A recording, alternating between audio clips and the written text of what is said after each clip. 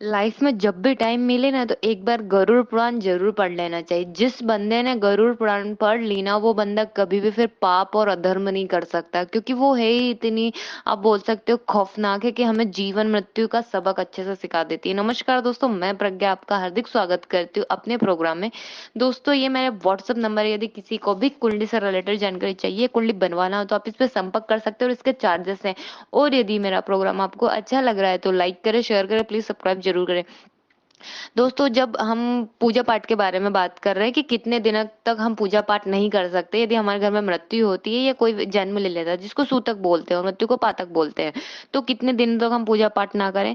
तो दोस्तों, जब भी कोई मृत्यु होती है तो 13 दिन तक, अर्थात उसकी 13वीं तो हमें करना ही चाहिए, और उन दिनों तक हम पूजा पाठ नहीं करते हैं, सब बंद रहता है, क्योंकि वो आत्मा के निमित्त सारे काम किए जाते हैं फिर, क्योंकि उसको पृथ्वी से यमपुरी तक जाने के लिए 13 दिन लग जाते हैं। ये गरुड़ पुराण में लिखा है।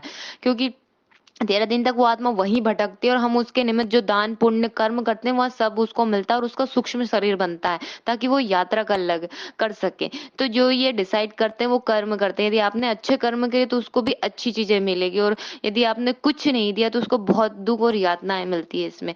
और आजकल क्या है कि हमारे बहुत सारे बच्चे बाहर विदेश चले जाते हैं, और उनके जो पेरेंट्स है ना, किसी की डेथ हो जाती है, तो वो लोग जब आते हैं तो वो पंडित जी को बोलते हैं कि पंडित जी, जल्दी से जल्दी 6-7 दिन के अंदर पूरा प्रोसेस हो जाना है, मुझे जाना है वापस।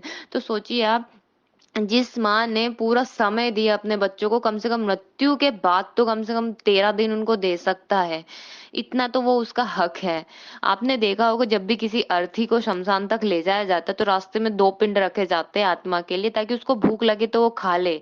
और उसके बाद शमशान में भी रखे जाते हैं कि यदि वहां पर उसकी इच्छा कुछ रह गई तो वो भी पूर्ति कर ली। सोचिए, आप उसको कुछ नहीं दे रहे हैं, 13 दिन के अंदर अधूरे ही कंप्लीट करके जा रहे हैं, तो वो आत्मा फिर क्या, पितृ बनेगी या प्रेत बनेगी? तो वो स्वाभाविक है, प्रेत बनेगी। पितृ लोग अलग होता है, और वहां सदगति के कारण उन्हें पितृ लोग मिलता है।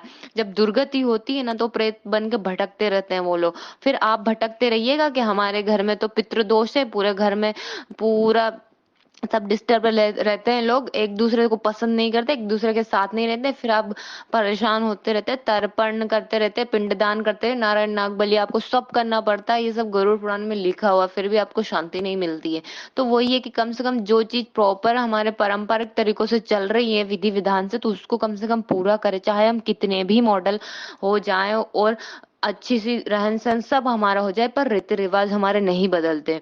तो 13 दिन के बाद घर की शुद्धि होती है, और उसके बाद 15 दिन के बाद ही आप दीपक ये लगा सकते, दिया बत्ती कर सकते हैं। और उसके बाद भी सवा महीने तक, मतलब 1 महीना 25 दिन, जिसको सवा महीना बोला जाता है, कोई भी शुभ कार्य उसके अंदर नहीं किया जाता है। और उसके बाद भी पूरा घर का शुद्धिकरण होता है, फिर उसके बाद पूजा पाठ स्टार्ट किया जाता है। तो बहुत सारी चीजें हमें ध्यान, खासकर मृत्यु वाली चीजों का तो स्पेशल ध्यान रखना चाहिए। धन्यवाद दोस्तों।